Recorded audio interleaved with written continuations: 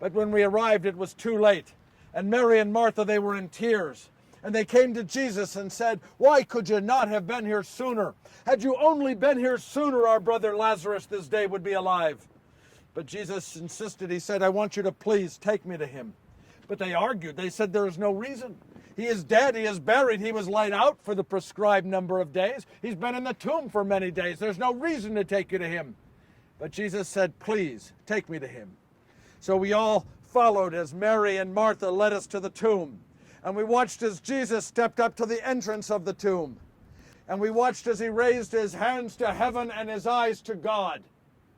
And then he commanded, "Lazarus, come forth.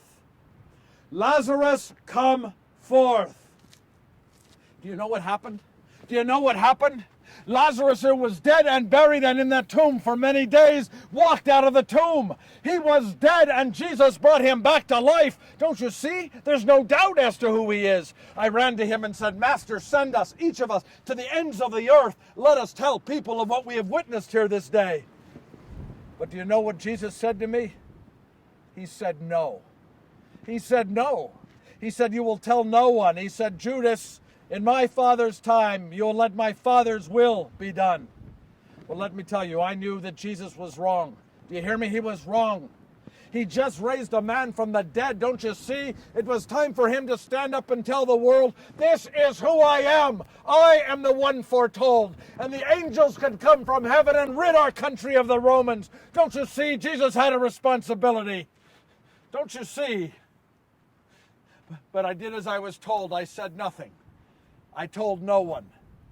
I was a good and faithful servant.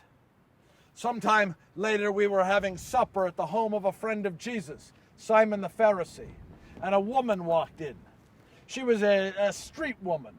She was filthy, dirty. Her hair was disheveled. Her clothes, they were torn, they were tattered. How she got into this house, I know not. And she walked straight to Jesus, and she fell down to her knees, and she began to cry. And those tears rolled down across her filthy cheeks and onto his feet. And she undid the hair from atop her head, and she began to wipe the tears into his feet. Then she took a vial from around her neck and she broke it, and the perfume went everywhere.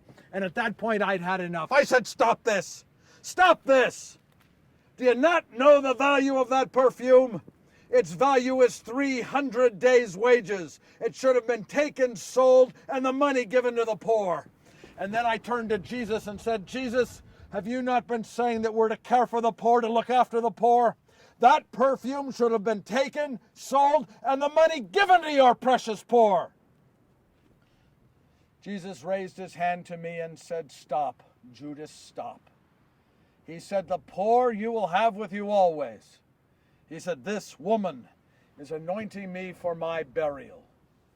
Well, when he said that, I looked at him and I said, "Your what?" "Your burial. Your burial." Now you listen to me, Jesus. I, Judas Iscariot, have not traveled with you for nearly 3 years for you to die and be buried. Do you hear me? I know who you are. I know who you are. It is time for you to stand up and tell the world. Don't you see? Jesus didn't understand what he was supposed to do. He needed help. He needed someone. He needed me. Don't you see? He needed me. He didn't understand.